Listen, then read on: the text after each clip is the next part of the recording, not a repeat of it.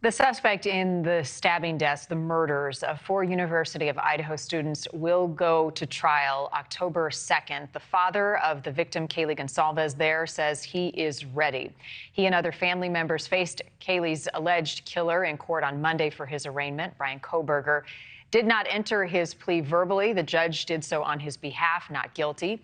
The state of Idaho does have the death penalty, so prosecutors now have 60 days to decide if they will seek it in this case. Meantime, Kohberger will stay in the Latah County Jail without bond. I want to bring in criminal defense attorney Lexie Rigden now to talk more about the case. Thank you for being with us this morning. What do you make of the fact that he chose to stand silent, legally speaking? Well, I was surprised. I mean, it's not unprecedented. It does happen. Nicholas Cruz did it in Florida, but I think it's a testament to the fact that there are things going on behind the scenes that we don't know about. And we're certainly not supposed to take an adverse inference from the fact that he didn't actually plead not guilty, much like you're not supposed to look down on a defendant for not testifying. But it might be an indication that his team is mulling some type of plea or some type of cooperation, or it could just be his lawyer's standard advice for clients facing significant penalties. We don't know, but I did think it was a curious decision on his part. What was your read, Lexie, on his demeanor, the way he addressed the judge? Well, he's always been very calm, cool, and collected every time he's been in court. He's composed. He's somebody that has a little bit more of a knowledge about the criminal justice system than the average person based on his schooling and education. He does seem like somebody who is resigned. Whether he ultimately pleads, is convicted, is found not guilty, is resigned to having to be in that courtroom with those players for the foreseeable future. So trial date now set for October 2nd. What happens between now and then? Well, there are two motions coming up. There are actually three motions coming up. There is a defense motion regarding discovery, and then there are two motions regarding the gag orders from both the press and the Gonsalves family, and they're seeking to clarify. They want to be, the Gonsalves family, obviously, they want to speak out. Steve Gonsalves has been an advocate for his daughter and the other victims from the very beginning, so they want some clarity on whether they can speak out, and they're arguing that the gag order is simply just too broad because they're not parties to the case. And obviously, the media wants more information about what's going on, so those are going to be heard on June 9th. What are the pros and cons of keeping the gag order in place?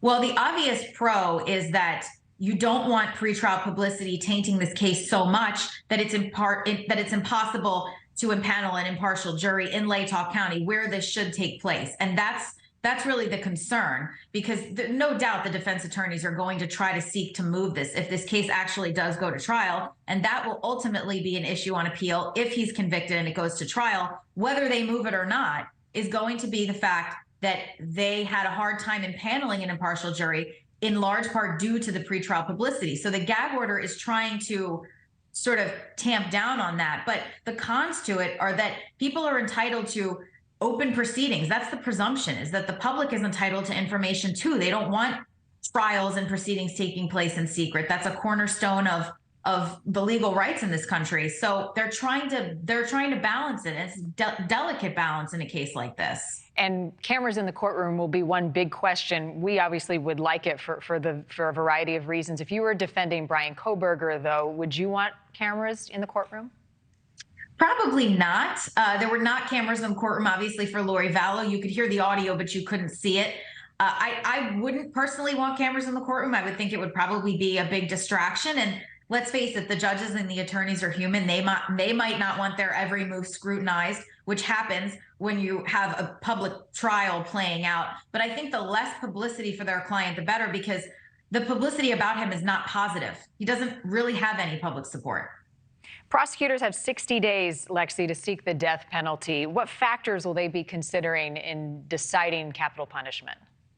Obviously, the gruesomeness of the crime is going, and it just is a horrible crime. 4 young people in the prime of their lives being brutally murdered in the middle of the night by what they think is a stalker. I mean, that's horrible. Also, the opinions of the victims' families are going to be taken into account, because even though the citizenry is, important and the prosecution is operating on behalf of them, the victims' families' opinions on what happens to Bryan Kohberger can't be overlooked, because If it's a death penalty case, obviously the stakes are higher. And I think that they're also going to look at the strength of their evidence in determining whether to move forward with that. And based on the evidence we know publicly through the affidavit so far, do prosecutors have a strong case?